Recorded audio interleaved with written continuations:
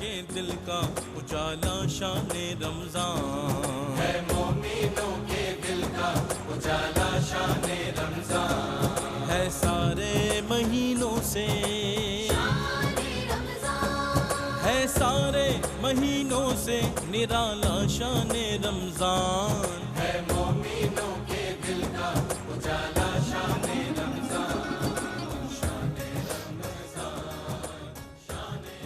خوش آمدید ناظرین، آپ کا خیر مقدم ہے بزم علماء میں۔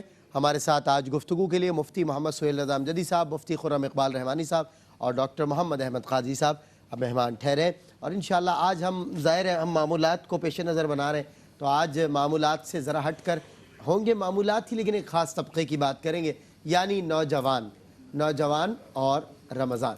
آج ہم بات کریں گے کیونکہ ینگسٹرز جو ہیں وہ ہر نئی چیز کو بڑی جلدی اڈیپٹ کر لیتے ہیں، اور کوئی بھی نئی چیز ملے تو پرانی چیز کو بھول جاتے ہیں اور نئی چیز کی طرف ان کی توجہ مائل ہو جاتی ہے۔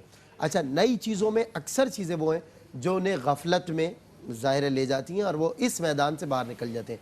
یہ جو حصار ابر رحمت ہے، حصار کرم ہے، اس میں آنے کے لیے عبادت، ریاضت اور اللہ سے لو لگانے کی ضرورت ہوتی ہے۔ اور آج کا نوجوان طبقہ، اچھا کہیں تو خوشائن بات یہ ہے کہ یہ بھی دیکھنے میں آیا کہ گناہوں سے، غفلت سے، فضولیات سے اور لغو و لعب سے بہت زیادہ بیزار ہو کر نوجوان طبقہ اس طرف آتا ہوا دکھائی دے رہا ہے، اور کہیں کہیں ہم یہ دیکھ رہے ہیں کہ نوجوان طبقہ وہ دین سے دوری کا شکار ہے۔ اسے جب بتایا جائے کہ جی تراویحوں کی رات ہے، شب بیداریوں کے دن ہے، رحمتیں سمیٹنے کا وقت ہے، تو کہ وہ آپ کو ہوٹل میں گیدرنگ بیٹھک لگاتے ہوئے رات جگے کرتے ہوئے تو نظر آئیں گے، لیکن فضول گوئی میں اپنا وقت صرف کرتے ہیں۔ بہرحال تمام تر نوجوانوں کو آج زیر ذکر لائیں گے۔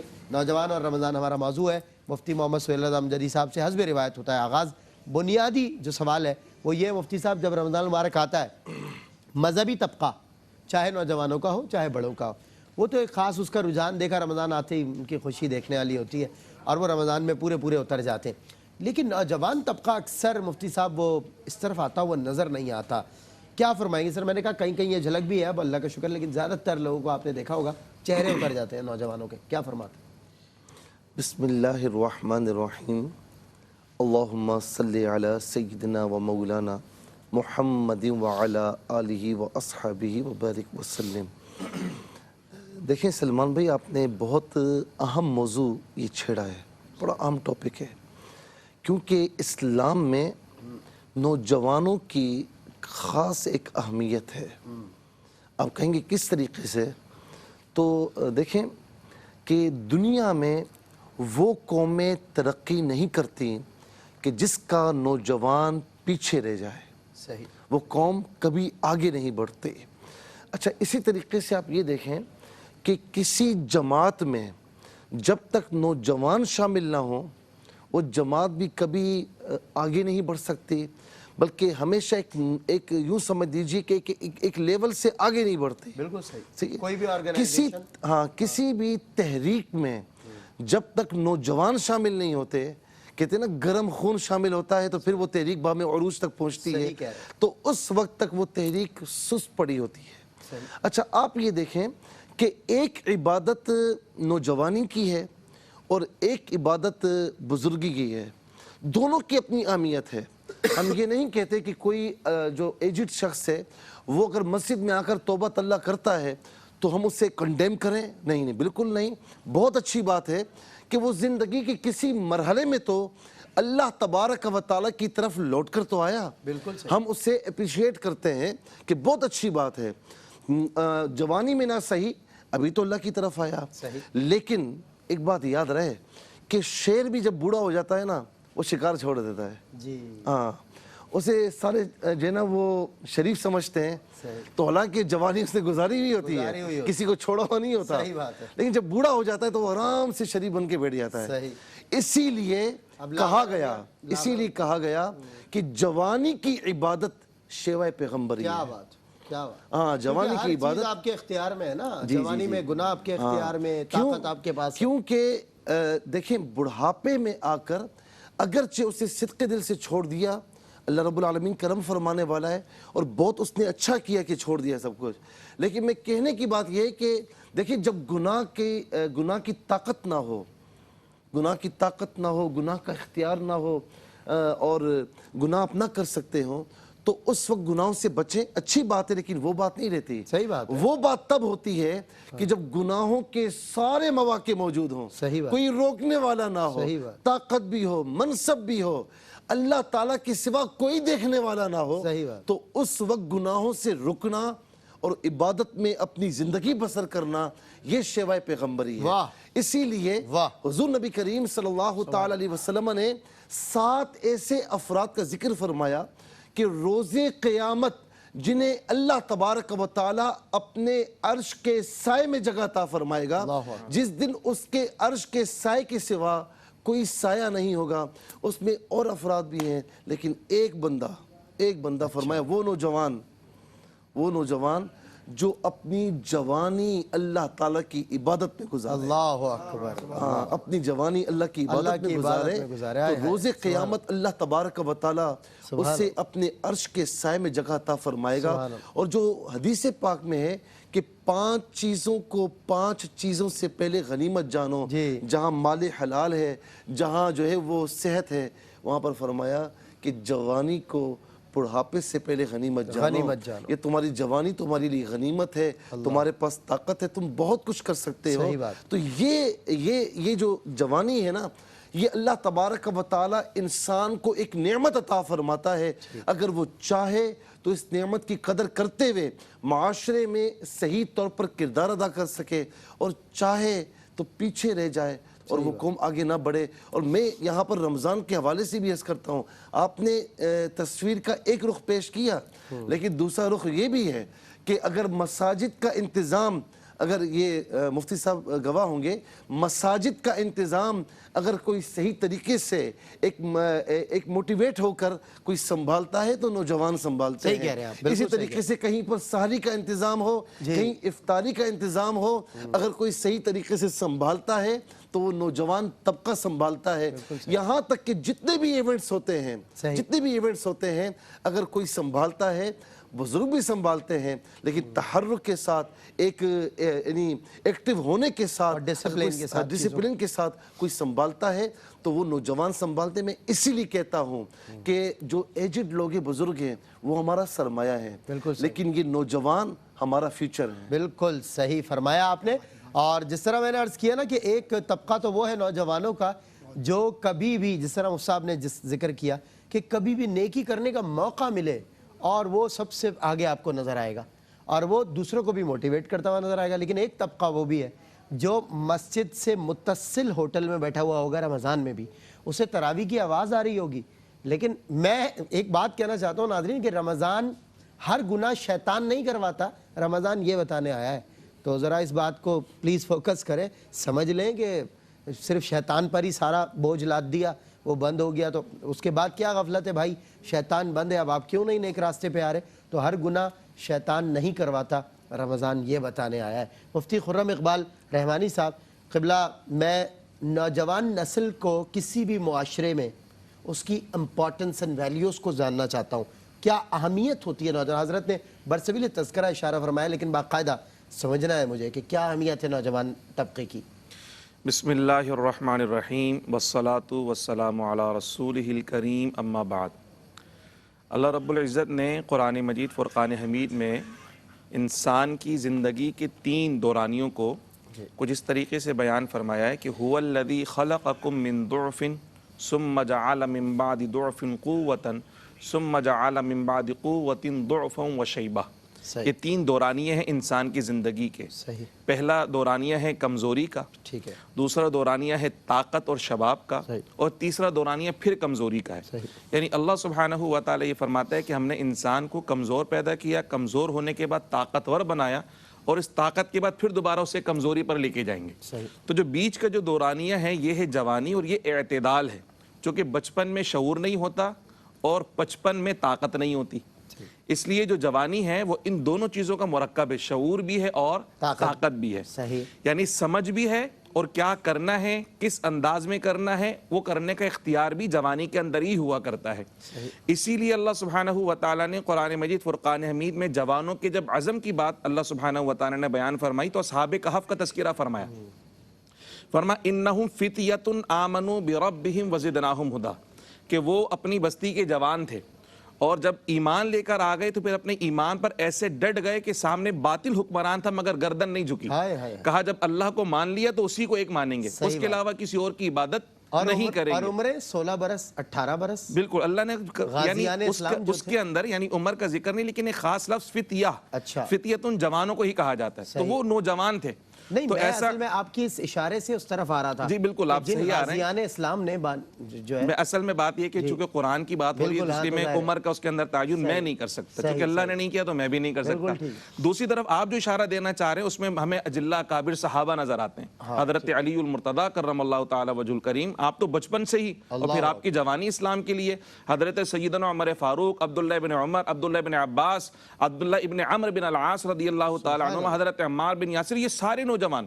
اور پھر اس کے بعد اگر ہم اس طرف آ جائیں تو محمد بن قاسم, سلطان محمود غزنوی, صلاح الدین ایوبی, یہ سارے کے سارے جوان. اور بزرگان دین کی طرف آئیں تو حضور غوث اعظم جوانی کے اندر, حضور خواجہ غریب نواز جوانی کے اندر, بابا فرید جوانی کے اندر, یہ سارے اپنی جوانی کے اندر اللہ کی بارگاہ کا مقام قرب حاصل کرتے ہیں. تو اصل جو قرب کی منزلیں طے ہوتی ہیں وہ اسی زمانے میں ہوا کرتی ہیں. اچیو کرنے کے یہی دن ہے, ریزلٹس پھر بعد میں نظر آتے ہیں. اس لیے رسول اللہ صلی اللہ علیہ وسلم کی ایک حدیث مبارکہ, جیسے مفتی صاحب نے 2 احادیث مبارکہ ارشاد فرمائی. ایک حدیث مبارکہ سرکار نے یہ بھی ارشاد فرمائی کہ 4 سوال ایسے ہیں کہ جب تک بندہ اس کا جواب نہیں دے گا, ایک روایت میں 5 سوال ایسے ہیں جب تک اس کا جواب نہیں دے گا بندہ اپنے قدم نہیں اٹھا سکے گا. اس میں سے ایک سوال یہ بھی ہے کہ ذرا یہ بتاؤ اپنی جوانی کن کاموں کے اندر گزاری ہے. تو یہ مطلب ایک بڑا لمحہ فکریہ ہے کہ پوچھا جائے گا. جوانی مستانی اور دیوانی نہیں ہے, بلکہ جوانی کے بارے میں خاص سوال ہے. پوری عمر کا سوال ایک طرف, اور جوانی کے بارے میں جو سوال ہے وہ خاص رسول اللہ نے فرمایا جب تک اس سوال کا جواب نہیں دو گے نا, جوانی کہاں گزاری, کن کاموں میں گزاری, تمہارے قدم وہاں سے ہٹنے والے نہیں ہیں. بالکل صحیح, بالکل صحیح. اور جس طرح آپ نے محمد بن قاسم کا ذکر کیا, سلطان صلاح الدین, مطلب اتنے چھوٹے چھوٹے یہ مطلب عمروں کے لوگ, اور پورے انہوں نے ریاستوں کو فتح کر لی, یعنی لیڈ کرتے تھے, قائدانہ صلاحیتیں ہوتی تھی. اچھا ایک ہمارے وہاں تصور یہ بھی, عمر ہی کیا ہے, مطلب 16-17 سال کی عمر ہی کیا ہے, اور وہاں محمد بن قاسم 17 سال کی عمر میں سندھ کو فتح کرنا ہے. تو بڑے بڑے کام اس عمر میں کیے جاتے ہیں. ہمارے وہاں تو بس بچوں کو کھیل کود میں لگا کے رکھا جاتا ہے, عمریں برباد ہوتی ہیں اور ذہنی جو صلاحیتیں وہ ماند پڑ جاتی ہیں. اسی کیفیت تربیت میں ایک فقدان یہ دیکھنے میں آیا. آپ کا یہ جو جملہ ہے, ماؤں نے اسے مسلط کیا اپنے بچوں پر کہ ابھی عمر ہی کیا ہے. بچے 24-25 برس تک جا پہنچے اور کوئی کام کرنے کے نہ ایبل رہے نہ کیپیبل رہے. وجہ کہ وہ ابھی عمر ہی کیا ہے, ابھی تو بچہ کا. اور وقت آیا کہ وہ جب اس وقت جو بچے اپنی جگہ پر کھڑے تھے, اپنے ٹارگٹس اچیو کر چکے تھے, اب وہ جاب تلاش کر رہے ہیں. تو آپ اندازہ لگائیں, یہ ایک ظاہر کمی ہے ہمارے معاشرے کی, اس کو بہت ضرورت ہے فوکس کرنے کی. ہمارے ساتھ ڈاکٹر محمد احمد قادری صاحب ہیں. نوجوانوں کی ایک بہت بڑی پیڑھی, ایک بہت بڑا میں سمجھتا ہوں نسل در نسل تربیتیں ان کے ظاہر ہے ہاں ہوتی رہی ہیں. جامعہ کراچی کی ایک بہت اہم ترین سیٹ, حساس سیٹ تھی جس کے آپ ڈین رہے. تو میں سر یہ پوچھنا چاہتا ہوں کہ نوجوان نسل جو ہے وہ ہر نئی چیز کو ایکسیپٹ کرتی ہے, ہر نئی چیز کو اڈیپٹ کر لیتی ہے, اور کوئی بھی نئی چیز آئے تو اس کی طرف بڑھ جاتی ہے. لیکن دین متین تو چونکہ آپ کو پتہ ہے نیا تو دین ہے نہیں. ہاں یہ الگ بات ہے, تر و تازہ اتنا ہے کہ ذکر ہر ایک کی زباں پر ہے ازل سے, اس کا بات ہوتی ہی نہیں, پھر بھی پرانی اس کی تازگی اپنی جگہ مسلم ہے. لیکن ہمارے نوجوان جو ہے وہ ایک ہی بات کو بار بار سن کر انتہائی معذرت کے ساتھ پھر آخر کار نئی چیزوں کی طرف توجہ ان کی مائل ہوتی ہے, اور نئی چیزیں جو ہیں وہ انہیں غافل کرتی ہیں. پازیٹیو اور نیگیٹو دونوں سائڈز ڈسکس کریں اس کی. بسم اللہ الرحمن الرحیم. مولا صلی وسلم دائما ابدا علی حبیبک خیر الخلق کلہم.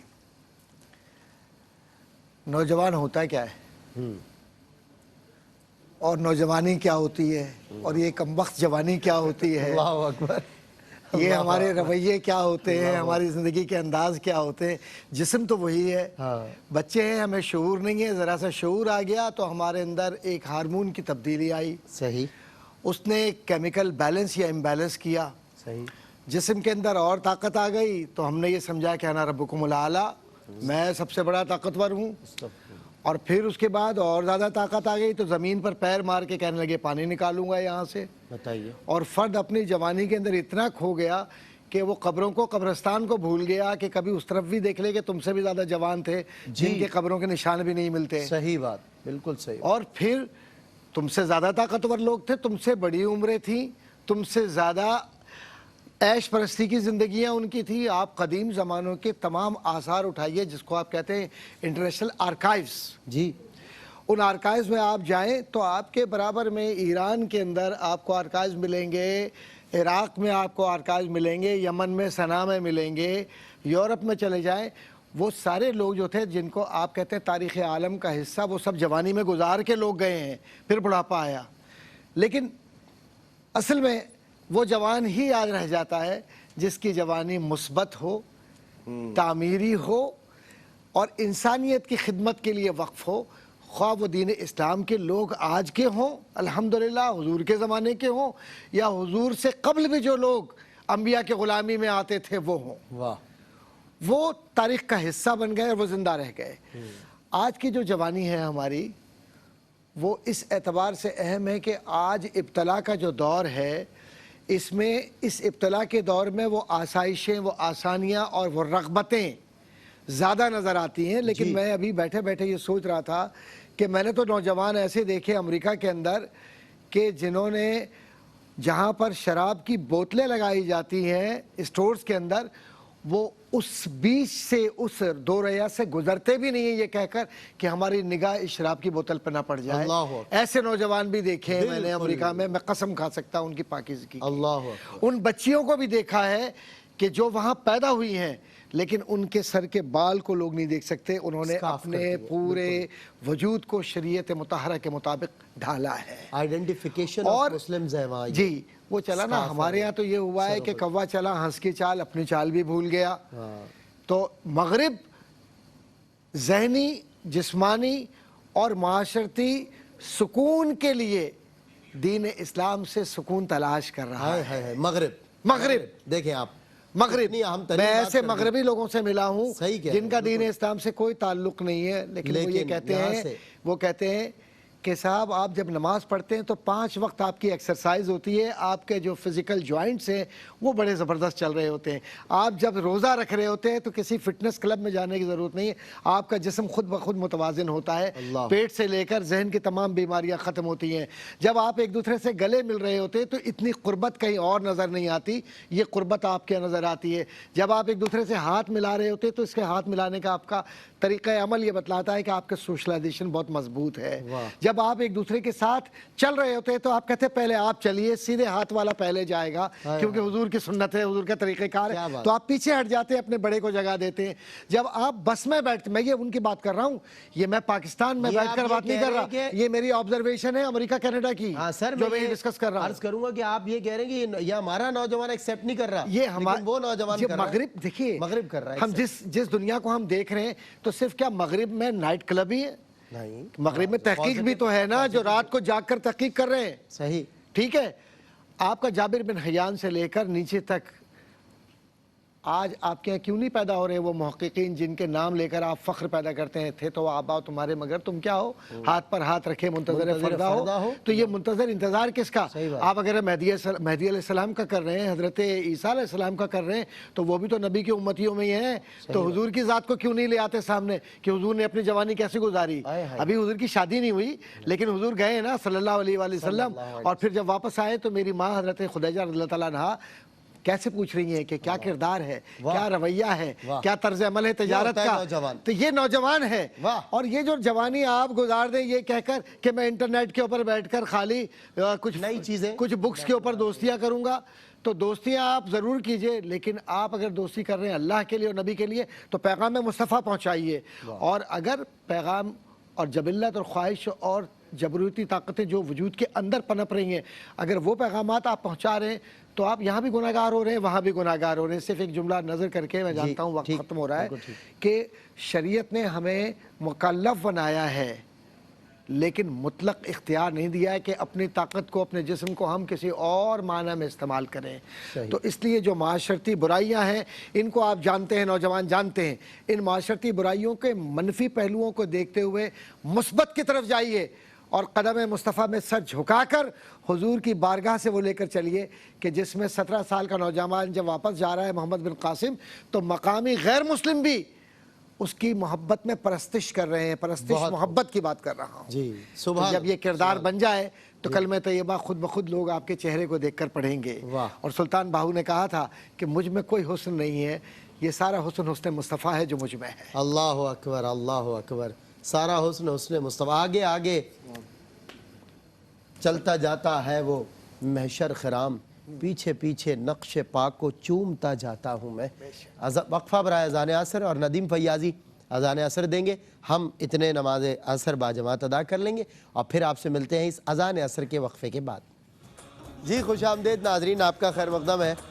مفتی محمد سہیل رضا امجدی صاحب موجود ہیں ہمارے ساتھ, مفتی خرم اقبال رحمانی صاحب اور ڈاکٹر محمد احمد قادری صاحب, اور موضوع ہے نوجوان اور رمضان.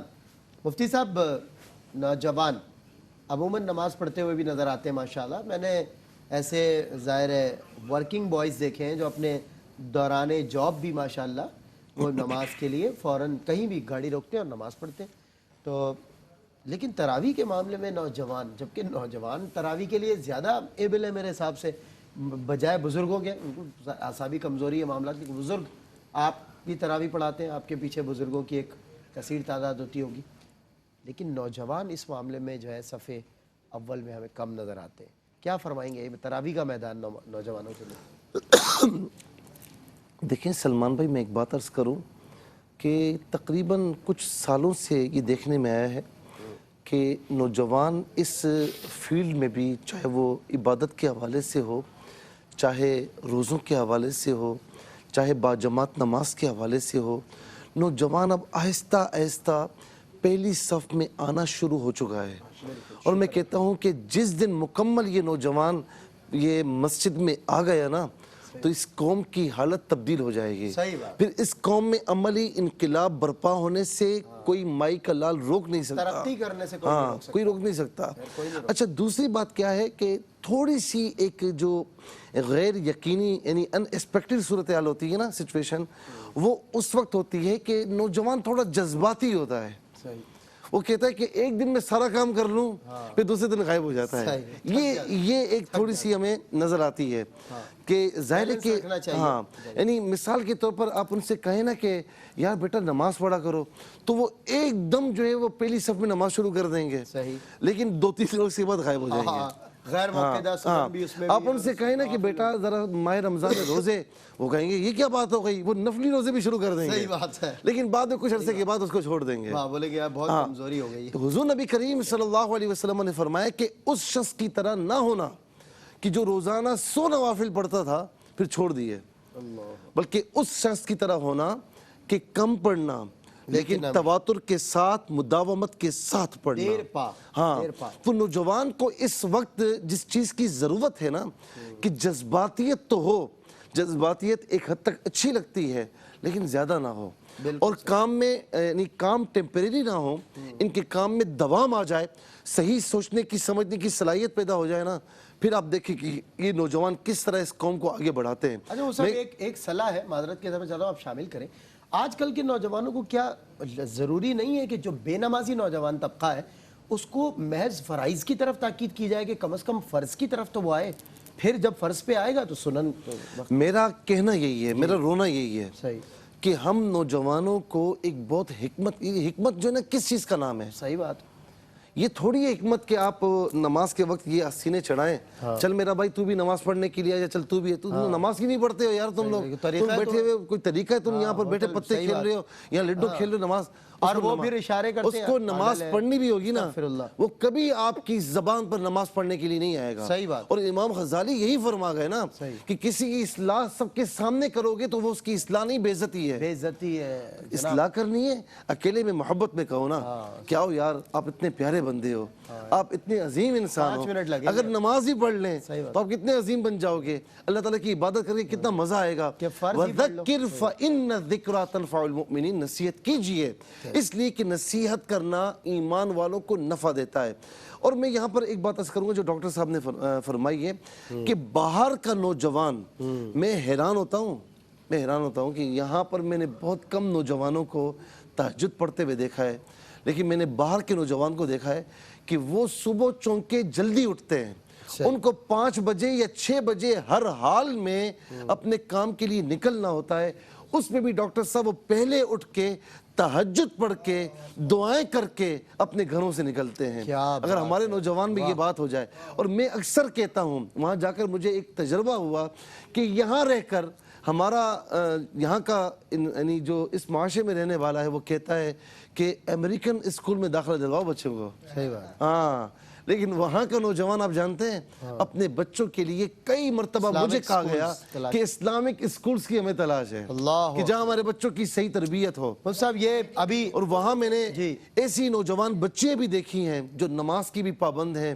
جو تہجد کی بھی پابند ہیں, پردہ بھی کرتے. میرے کہنے کا مقصد یہ ہے کہ یہ نوجوان اگر آ گیا نا دین کی طرف تو پھر کوئی طاقت اس ترقی کو روک نہیں سکتی. اور میں ایک بات عرض کروں گا کہ حضور نبی کریم صلی اللہ تعالی علیہ وسلم نے جہاں نکاح کا معاملہ ہے, ایک تعلیم و تربیت بھی کرنی ہے, تو آقا علیہ السلام نے باقاعدہ پکارا ہے یا معاشر الشباب, اللہ اکبر, اے نوجوان کی جماعت. واہ, کیونکہ اس کی تربیت ہو گئی نا صحیح بات, تو باقی سب کی تربیت ہو جائے گی. تربیت ہو گئی. صاحب میں دوران نماز میرے ذہن میں ایک بات آئی, ڈاکٹر صاحب, مفتی صاحب آپ بھی اور میرے ناظرین بھی متوجہ ہوں, دوران نماز میرے ذہن میں ایک بات آئی کہ جس طرح آپ نے ایک کمپیریٹو ڈیفرنس بتایا, مغرب کا ایک ہم نے دیکھا رجحان کیا ہو رہا ہے اور یہاں ہمارے یہاں کیا ہو رہا ہے. سب تو یہاں کی جو فطرتیں ہیں وہ مغرب کی گندگی کی طرف مائل ہو رہی ہیں.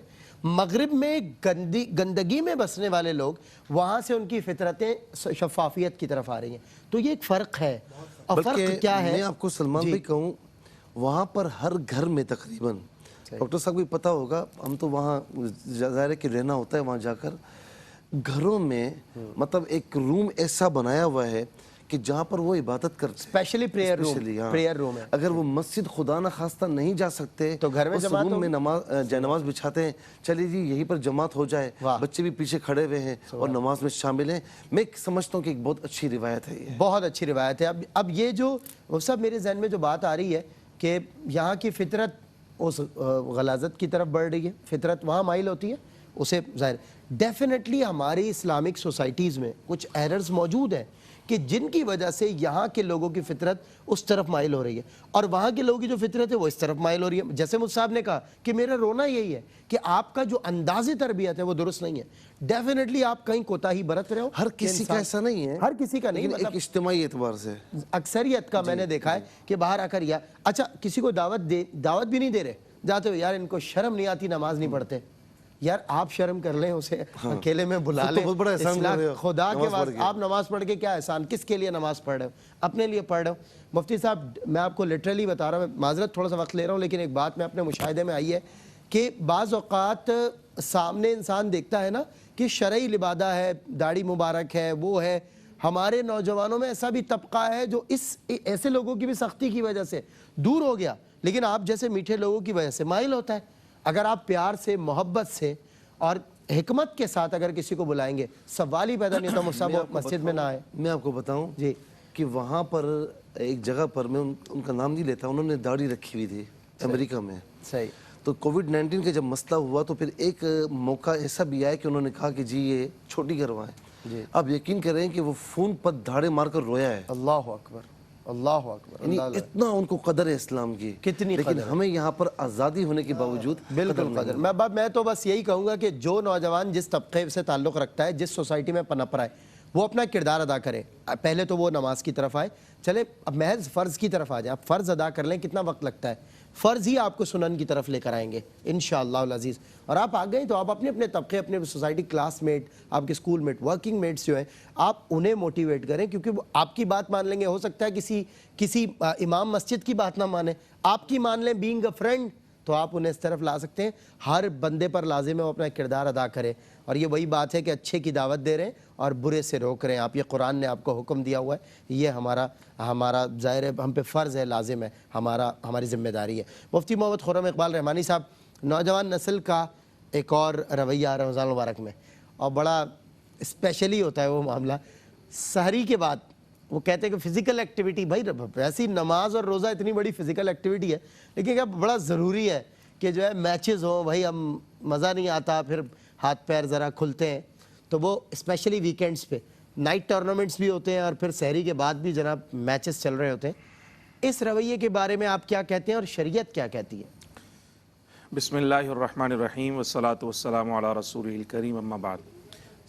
پہلے تو وہ جو آپ نے تراویح کے حوالے سے بات کی تھی تو یقیناً مختلف مساجد کی مختلف کیفیات ہوتی ہوں گی، لیکن میرا جو اپنا ذاتی مشاہدہ ہے الحمدللہ ہمارے وہاں نوجوان کثرت سے ہوتے ہیں تراویح پڑھنے کے لیے، نوجوان اور بچے، یعنی بزرگوں کی اگر آپ دونوں بھی تو نوجوانی ہیں، کوئی ایسا تو نہیں ہے کہ بزرگ ہیں، تو آپ کو دیکھ کے نا خربوزے کو دیکھ کے خربوزے کا رنگ پکڑنا یا محاورہ مثبت سنائی دے رہا ہے؟ ہاں، تو مطلب جیسے آپ نے کہا نا کہ کچھ نہ کچھ تو ہے جو لیک ہو رہا ہے، تو اگر آپ اس میں اچھا قرآن پڑھنے والے، اچھی تربیت کرنے والے، محبت کے ساتھ اخلاق کے ساتھ پیش آنے والے ہوں تو یقیناً نوجوان آپ کی طرف مائل ہوگا۔ بالکل صحیح۔ اور اس زمانے کا تو نوجوان سسک رہا ہے، کوئی اس سے بات کرنے والا نہیں ہے، کوئی اس کے مسائل کو ایڈریس کرنے والا نہیں ہے، صحیح بات، چاروں طرف جو ہے نا وہ ڈس انفارمیشن ہے، سائیکولوجی کو نہیں سمجھ رہے ہم، بالکل کوئی مطلب جو اس کی دکھتی بھی رکھے اس پہ ہاتھ رکھنے والا، اس کے سلگتے مسائل کو سلجھانے والا کوئی نہیں ہے۔ صحیح بات۔ تو ایسے میں اگر خاص طور پہ علماء اور اہل مذہب حضور علیہ الصلوۃ والسلام کی سیرت مبارکہ سے روشنی لیتے ہوئے یعنی تبلیغ کا فریضہ سر انجام دیں، سبحان اللہ، حضور نے تو غیروں کو بھی سینے سے لگایا نا،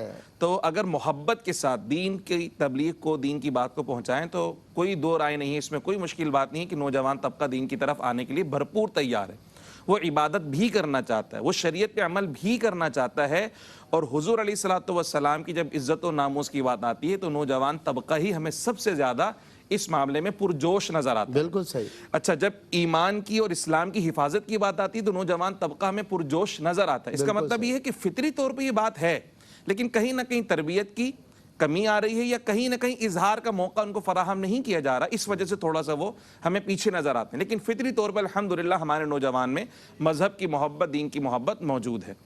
جہاں تک آپ کے اس سوال کا تعلق ہے رمضان ٹورنامنٹ کے حوالے سے، تو شریعت بھی فزیکل ایکٹیویٹیز کی اجازت دیتی ہے۔ بالکل حضور علیہ الصلوۃ والسلام نے باقاعدہ صحابہ کو تربیت بھی دی اور کہا کہ تیر اندازی سیکھو، گھڑ سواری سیکھو، تیراکی سیکھو۔ صحیح۔ نماز فزیکل ایکٹیویٹی کا ایک ذریعہ ہے، اللہ سبحانہ و تعالی نے کہا کہ ہمیشہ تیار رہو، تیاری کے ساتھ رہا کرو۔ فزیکل ایکٹیویٹیز کی کوئی ممانعت نہیں کر رہا، نہ قرآن، نہ سنت رسول، نہ شریعت، لیکن آپ یہ دیکھیے کہ کیا رمضان ٹورنامنٹ کے لیے آیا ہے؟ معاذ اللہ ثم معاذ اللہ، یہ ٹورنامنٹ تو 11 مہینے اور بھی ہو سکتے ہیں۔ صحیح بات ہے۔ رمضان شریف تو خاص طور پہ عبادت کے لیے آیا ہے، تلاوت قرآن کے لیے آیا ہے، ذکر و اذکار کے لیے آیا ہے۔ اللہ نے اس کا تعارف ہی ایسے کروایا کہ شہر رمضان الذی انزل فیہ القرآن، یہ رمضان جس میں ہم نے قرآن اتارا 23 سال میں آیا، مگر خاص طور پہ رمضان و قرآن کا تعلق اللہ نے بیان فرمایا ہے۔